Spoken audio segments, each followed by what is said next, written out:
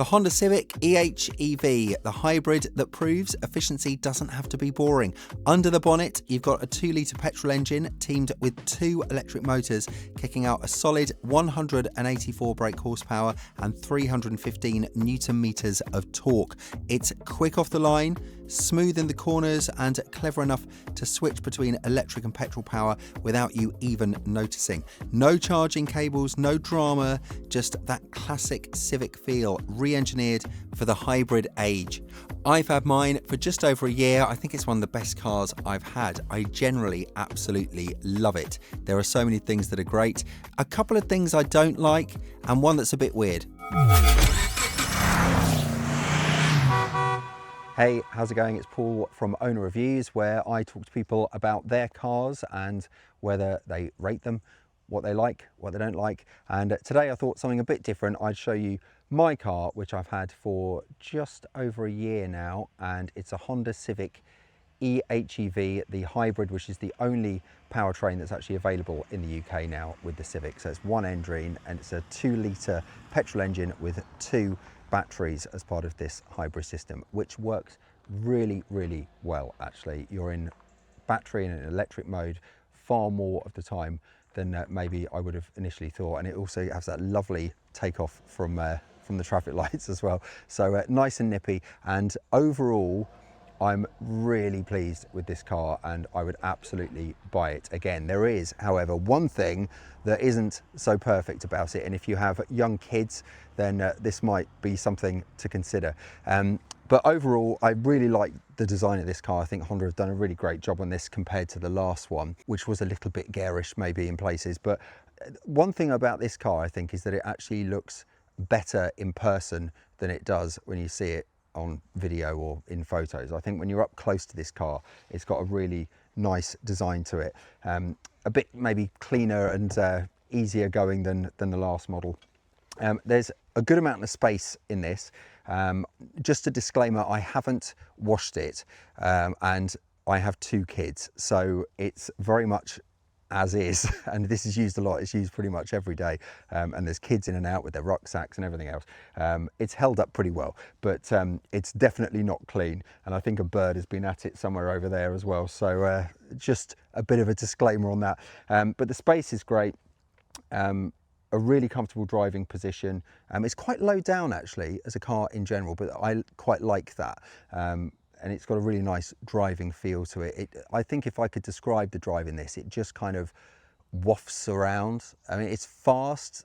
It's pretty fast actually. 0 to 60 somewhere in the sort of late 6s, 6.7 seconds, something like that, which is pretty decent.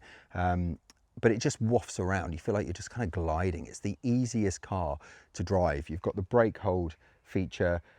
You put it into drive with the button, and that's pretty much it. You don't really need to think about too much else. You're off and it all just works really, really well. So I'm really impressed with the drive.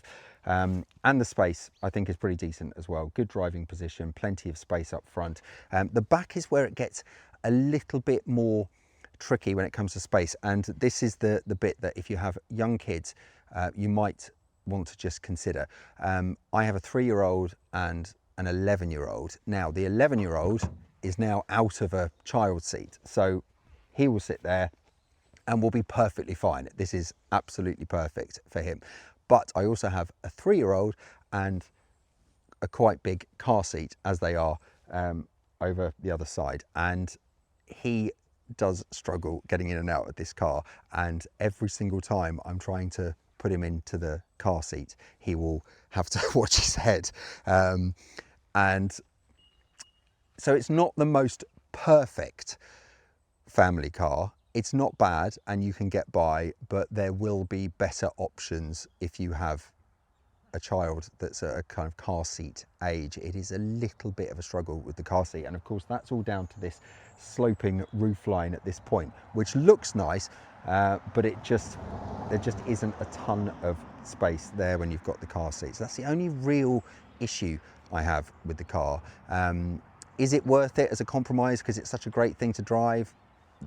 Probably for me, actually, it is, but then he's 3 and he's going to start getting bigger, and we'll see where we are with that in a year or two, maybe. The boot space is great though. I think one of the biggest in the class actually, and I got the plastic rubber mat to go in the back as well, which makes a big difference. So muddy boots and whatever else we pile into the boot is fine, and I do think that's a really good space. Another thing in terms of my favorite things about this car is actually this, which works so well and is such a good idea, which the parcel shelf, you just take it under there and then fold it back, and there you go, all done. And it's just genius little idea. Really like that. So nice and easy to put back, and it manages to cover the whole back space, including this part as well. So I really like that. It's a lovely design idea. Two things I love about the Honda Civic Hybrid after a year of owning it, and two things that maybe I don't love as much.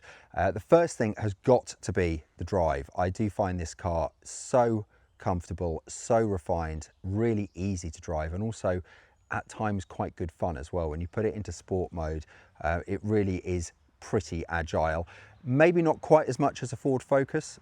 The Ford chassis are always pretty amazing, aren't they? But it is right up there, and maybe just a tiny little detail, but it's overall one of the best cars that I've driven, and I love going for a drive in it. I get excited to leave the house and be able to drive this car, so I'm really impressed with that.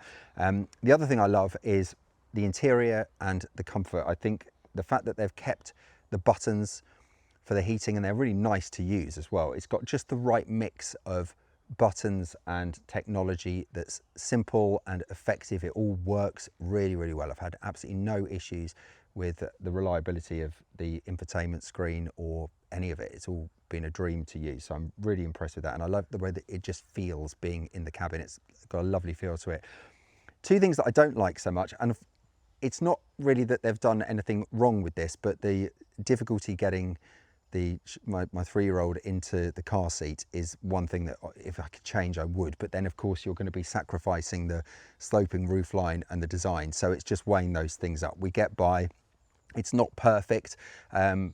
It's one thing I would change, but then there's a compromise that comes with it. The other thing, which is a bit of an odd thing, that I don't like so much, and I would change if I could, is that the windscreen washer fluid, instead of coming out of down here, actually comes out of the windscreen wipers themselves, which is really odd, and I just simply don't think it's as effective as it coming out from its own place. It's actually on the windscreen wiper, so that's a bit odd, and I would change that. But overall, no reliability issues. It's been absolutely perfect for over a year.